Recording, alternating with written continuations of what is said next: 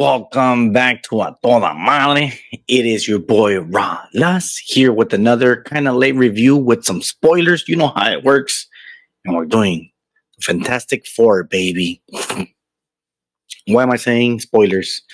Because I will give you the spoilers at the end. After like a minute mark, usually between 5 and 7, that's when I give you all my spoilers of how truly I felt in the momento, at the moment of everything.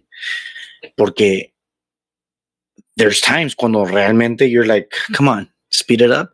Or there's times when you're like, you know what? I love this scene. And you gotta let it sink in. And sometimes it's the spoiler parts. It's the spoilers part. But like I said, it's until afterwards. And because I don't want to split the movie in two, I'll just give you one full segment and letting you know spoilers come after minute 7. And I'll even shout it out before anything else. All right. Here we go, baby. Fantastic Four. First, let's say this.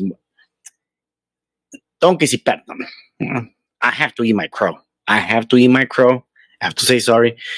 Because throughout the whole buildup, I kind of was talking shit to it. Like, I'm not interested. I don't think it's going to be good. I don't think it's going to be that. This, and that. And my God, calladito me dejó y calladito me miro más bonito. Sheesh. Pero it really shut me up. It really shut me up. Because when I was saying like, oh, it's not doing anything for me. It's not uplifting me. It's not doing this. It's not doing that. Man, oh man. Man, oh man. Like, really. Like, everything that I thought was going to be wrong was right. The story was good. Even if it's, well, you should know this already because it's been out there. Even though it's in another Earth. Right? The story is great. The chemistry between all 4 of them is great. Human Torch being funny, but at the same time and showing intelligence. The Thing, even though they don't call him the Thing, showing a little bit of heart. I wish he could have had more. Reed Richards being the leader, showing how smart he is, showing his elastic, La Liga que es, the rubber band that he is, and Sue Storm in a way being that outspoken leader speaking. You know, it was a very, very condensed, big but small story. You know, it's big because it takes place in space. It takes place with a badass villain. In a way, an anti-hero and a villain. But it's condensed so that we can keep up of what's going on. And that's something I loved. I'm like, it kept moving forward and forward and forward. Did I get a little bit bored? Just a tad bit, but it's because I was already coming into the theater kind of sleepy already. So in some parts I was like, not that it was boring, it's just that I was getting tired. And of course I got a boost of energy and I finished off the movie. But it happened like right after they come back from space. And like I said, it just needed that little juice of amping it up. The Silver Surfer scenes when they're going through space and all that, it's pretty cool. Could have they been more? I think they could have added a little bit more extra character to the Silver Surfer. I said it when I saw the trailer that how is it possible that the 2025 version has the same CGI as the 2005?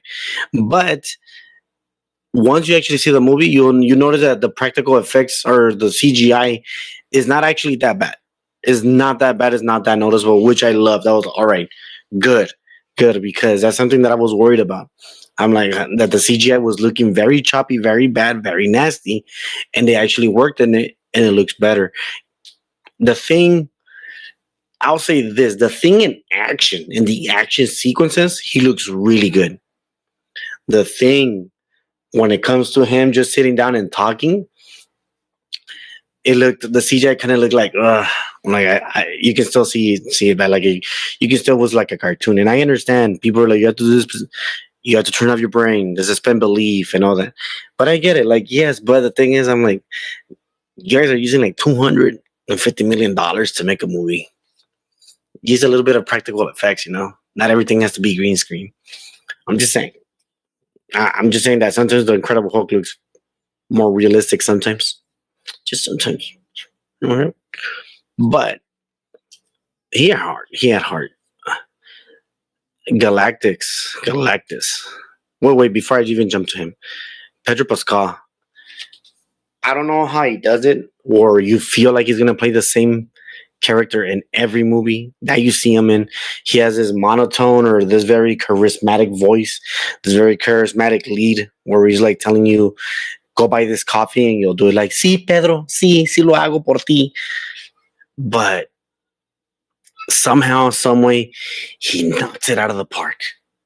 And it's believable. Maybe if you would have removed that mustache, he would have looked more like freaking Reed Richards. But again, there's a Reed Richards from another planet, so it doesn't really matter. And because all the MCUs all together now with the other worlds, that means that we've had 3 Mr. Fantastic. So not all of them have to look alike. Not all of them have to have beard and mustache and goatees and all that stuff. But Pedro Pascal always coming in with his A game. I don't think I've ever seen a bad performance from him, at least not yet. Vanessa Kirby doing her part. They had a great chemistry. You felt that they were a couple and that they were a sister brother with Johnny Storm. But you kind of felt more that Johnny Storm was an uncle, like he cared. You can kind of you saw it a lot more. And I think out of the 3 Human Torches, between Michael B. Jordan, Chris Evans, and I forgot his name. I'm sorry, so I'm gonna call you Eddie. I believe he was the best Human Torch, and that's because it was written better. He didn't come out too much as a "I'm there for the ladies," like I'm there for the ladies. No, they showed that he's also smart, that he's intelligent, and all that. Galactus. That first scene when they were keeping it obscure, I'm like, what are we looking at? What are we looking at? Like, can I really see it? And then, boom, those big old eyes. Get out of here. I was like, damn, that shit looks cool. And I thought it was going to be choppy and all that. Even though I had seen the trailer that he was going to step on Earth and all that, that whole sequence, everything looked great. Again, this is the director that did the TV show for the Godzilla show. And I was pleasantly surprised. I know that you can't get a lot of action when it's 4 regular humans versus a kaiju, but it was good. It was good. It was good. I liked it. I had no complaints. Like I said, the storyline was condensed. The villain was one tone. I'm hungry. I gotta eat everything. Right? He wanted the baby so that he can end all possibilities of everything because Franklin Richards is the most powerful being of all time, at least from what I know or from what I've read. But it made sense that he would want that. It would make sense, and it was a good movie. It was a solid movie. I know that it had some difficulties here and there, but hey, it is what it is.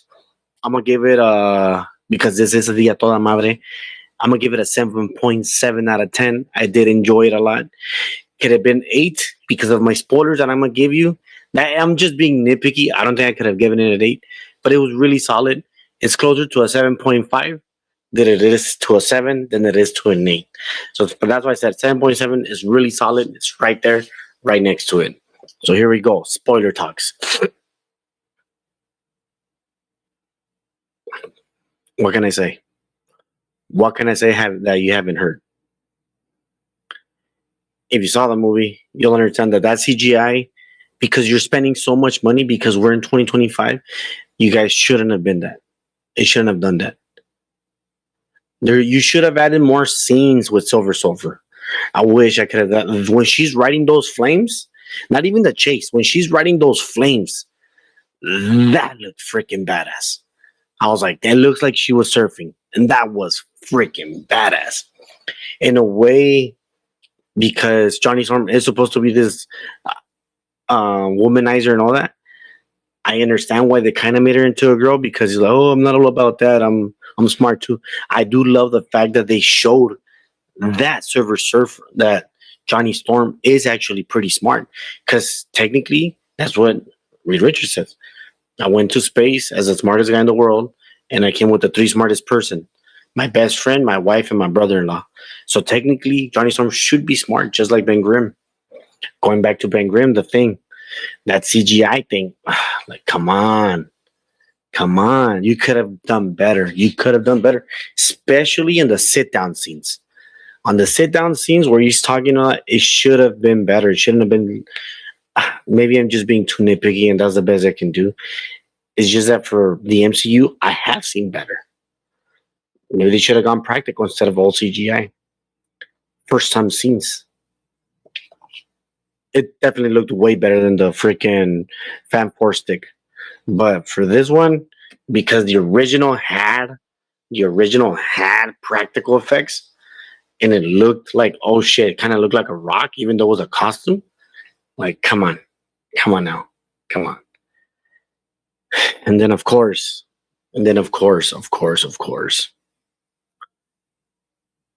Reed Richards' plan to execute.